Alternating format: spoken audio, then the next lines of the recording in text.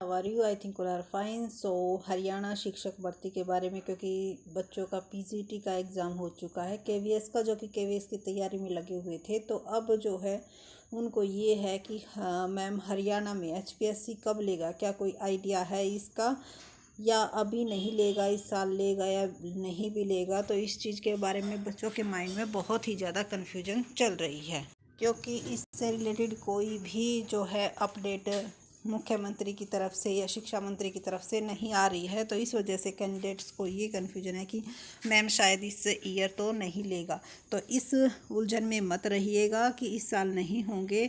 आपके जो एग्ज़ाम हैं वो आपके अप्रैल में, ठीक है, अप्रैल में पूरा, मतलब ये तो 100% श्योरिटी तो नहीं कह सकते, लेकिन अनुमान लगाया जा सकता है, क्योंकि कैंडिडेट्स यही पूछ रहे थे। देखो, नोटिफिकेशन आ जाए तब आप 100% श्योर होते हो। तो इसीलिए ये वीडियो सिर्फ़ और सिर्फ इसीलिए बनाई थी, क्योंकि बार बार आपकी रिक्वेस्ट आ रही थी कि मैम ये बताइएगा कि एग्ज़ाम कब तक हो सकता है। तो देखो, एक्सपेक्टेड माना जा रहा है भाई। हम अपने डिपार्टमेंट में जाते हैं, वहाँ पर होता है डिस्कस, या फिर जितना भी जो भी चारों तरफ से एनालिसिस करके यही अनुमान लगाया जा रहा है कि अप्रैल में आपका जो एग्ज़ाम होने के चांस हैं।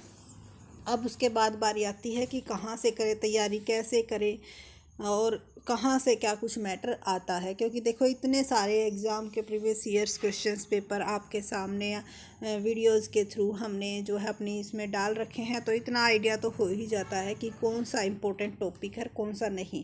लेकिन इसमें हम जो है इम्पोर्टेंट टॉपिक्स कॉमर्स के जो है उसके लिए अलग से वीडियो बनाएंगे, ताकि आपको एक एक टॉपिक वाइज ये पता चल जाए कि जिसमें से ये लगे कि हाँ 100% श्योर उसमें से तो क्वेश्चन आता ही है।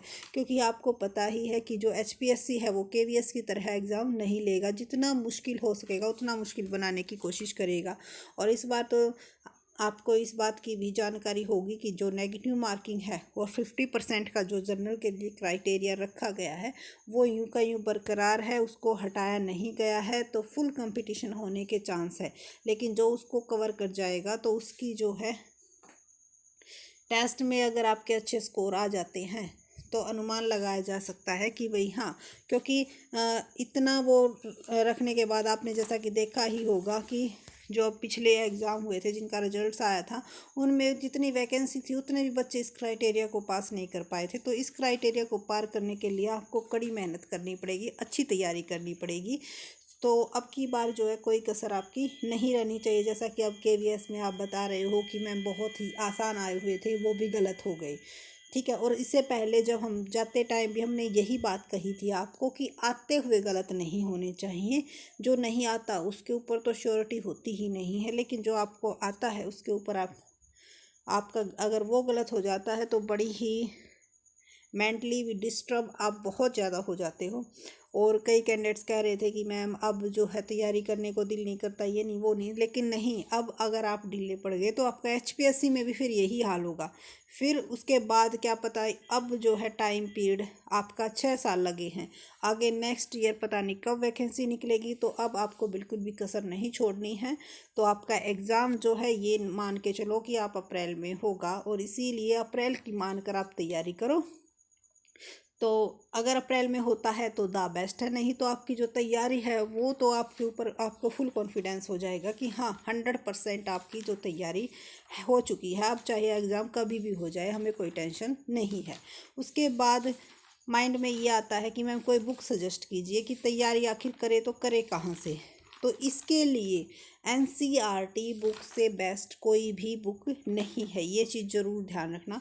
कोई भी क्वेश्चन अगर आता है तो एनसीईआरटी और आपके सिलेबस से बाहर नहीं आएगा। जो सिलेबस है वो दिया है, बस सिर्फ ये है कि आपकी जो लर्निंग होनी चाहिए वो कॉन्सेप्ट बेस होनी चाहिए, ठीक है। आपको जो पॉइंट दिया हुआ है उसका फुल कॉन्सेप्ट आपको क्लियर होना चाहिए, तभी आप क्वेश्चंस को कर पाओगे। क्योंकि डायरेक्ट क्वेश्चन अब पूछे जाते नहीं हैं, स्टेटमेंट वाले क्वेश्चन आते हैं, और उनका जवाब वही कैंडिडेट्स दे पाते हैं जिनको कि कॉन्सेप्ट की फुल नॉलेज होती है। बहुत सारी वीडियोज़ हमने डाल भी रखी हैं, और आगे भी जो है जैसे जैसे हमारी तैयारी होगी आपको भी उसी के साथ साथ हम वीडियोज़ डालते रहेंगे। जो भी ये लगेगा कि भाई इम्पोर्टेंट टॉपिक है एग्ज़ाम के पॉइंट ऑफ व्यू से, उसकी वीडियोज़ हम आपको हमारे चैनल के थ्रू अपलोड कर देंगे। वहाँ से आपको काफ़ी हेल्प मिलेगी।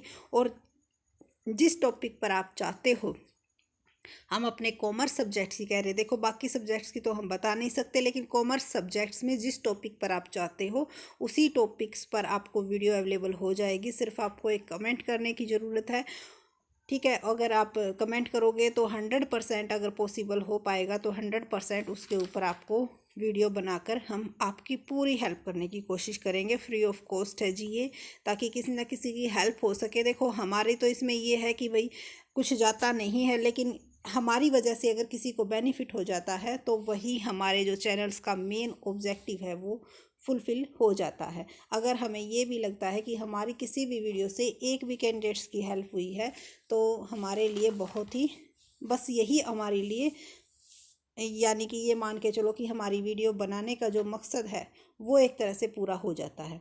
तो अब की बार कोई भी कसर नहीं रहनी चाहिए, और आपको कहीं पर भी ये नहीं है कि कभी उस बुक में चले गए, कुछ कभी उस बुक में चले गए, कभी ये सोचो कि ये बुक बेस्ट है। कोई भी एक सिंगल स्पेशल बुक बेस्ट नहीं है। क्योंकि जितने भी एग्ज़ाम दिए हैं, नेट का दिया है, केवीएस का दिया है, एनवीएस का दिया है, आई होप जो कैंडिडेट्स हमारी वीडियो को सुन रहे हैं उन्होंने भी कुछ एग्ज़ाम दिए होंगे। और अगर आपने नहीं दिए हैं तो प्रीवियस ईयर के क्वेश्चन पेपर आप ज़रूर देखना, ठीक है। अगर आपको प्रीवियस ईयर के क्वेश्चन पेपर मिल जाए, ठीक है, तो आप वो ज़रूर देखिएगा, ताकि आपको एक आइडिया लग सके कि किस टाइप से क्वेश्चन पूछे जाते हैं। और फिर आपको पता चलेगा कि जो है आपके एग्ज़ाम है वो कॉन्सेप्ट बेस होते जा रहे हैं। क्योंकि जो पहले एग्ज़ाम होते थे, जैसा कि आपने एस्टेट का लेवल देखा होगा, पहले जो आप देखोगे तो बिल्कुल डायरेक्ट क्वेश्चन पूछे जाते थे, लेकिन अब ये क्राइटेरिया नहीं रहा है। अब जितना जितना जो है ईयर बढ़ता जा रहा है, आपके क्वेश्चंस का जो लेवल है वो भी इंक्रीज होता जा रहा है। तो आप अपनी जो तैयारी है वो स्टार्ट कीजिएगा +1 के बेसिक्स से। उसके बाद जितना ज़्यादा टाइम पीरियड आपको मिलता है उस लेवल को इंक्रीज़ करते जाइएगा। तो अपनी तैयारी जो है इसी तरह अगर आप करोगे तो 100% श्योर है कि आपका जो है टेस्ट क्लियर होने से कोई नहीं रोक सकता। अगर आप मन लगा के डेली बेसिस पे रेगुलरिटी बना के करोगे तो 100% आपका टेस्ट क्लियर हो जाएगा। लेकिन उसमें आपकी रेगुलरिटी होनी चाहिए। ये नहीं कि 10 दिन में तो बिल्कुल 10-10 घंटे पढ़ लिया, 8 घंटे पढ़ लिए, उसके बाद फिर आप सॉरी, उसके बाद फिर आप जो है पढ़ना छोड़ दो, ठीक है। ऐसा नहीं होना चाहिए, बिल्कुल रेगुलरिटी होनी चाहिए। चाहे आप अपने 3 घंटे लगाओ या 4 घंटे लगाओ, जितना आपको टाइम मिल पाता है भाई उतना ही लगाओ, लेकिन उतना आप रेगुलरली करो। और जो भी करो उसकी रेगुलरली प्रैक्टिस करो, प्रीवियस ईयर क्वेश्चंस पेपर पढ़ो, इससे बेस्ट और कुछ नहीं है। तो अपनी तैयारी ज़ोर शोर से कीजिएगा, और अगर हमारी हेल्प की ज़रूरत है तो कमेंट में ज़रूर बताइएगा। आपकी जितनी हो सकेगी हेल्प करने की कोशिश की जाएगी। लेकिन इस बात को हम दोबारा फिर कह रहे हैं कि भाई अपनी तैयारी कॉन्सेप्ट बेस कीजिएगा। कोई भी क्वेश्चन ऊपर ऊपर से मत पढ़िएगा कि भाई ऑब्जेक्टिव टाइप क्वेश्चन पढ़ लिए, सिर्फ उन्हीं को लर्न कर लिया, इस तरह से आपका एग्ज़ाम क्लियर नहीं होगा। अगर वीडियो अच्छी लगी तो लाइक शेयर सब्सक्राइब करना न भूलें।